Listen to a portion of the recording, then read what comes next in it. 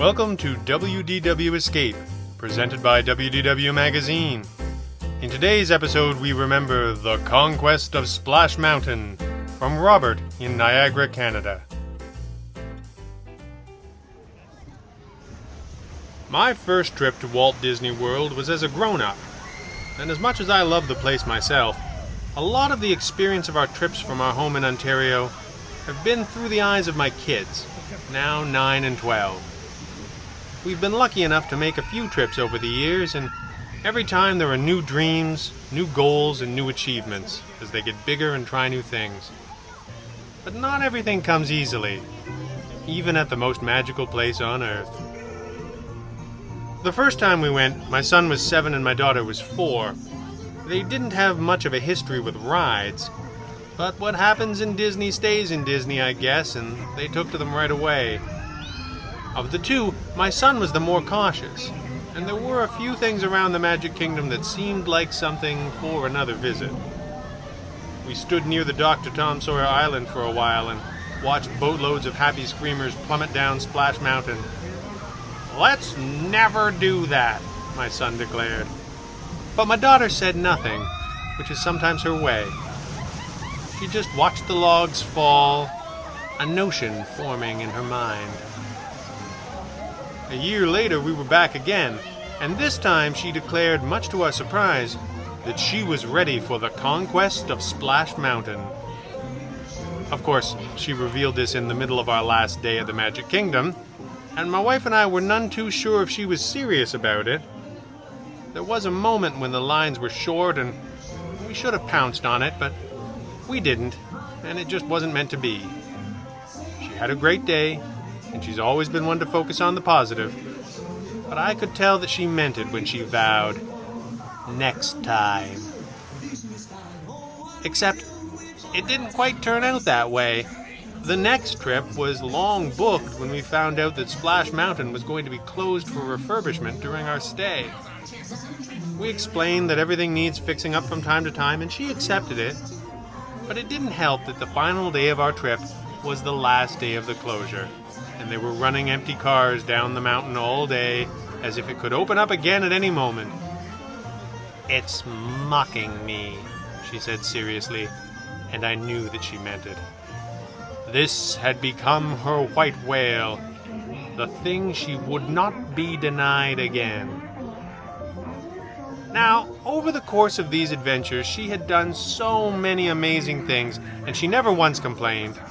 But as a dad, that's just the kind of thing that makes you even more determined to make the magic happen.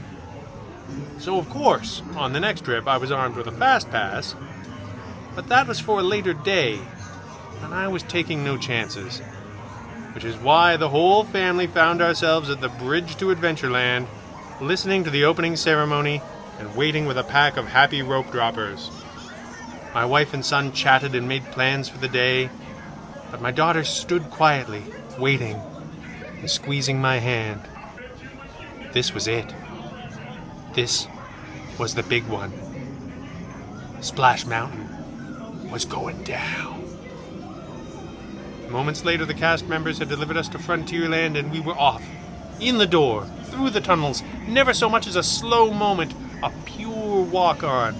The family buzzed with excitement, but not my daughter. She was silent. The wait was almost over.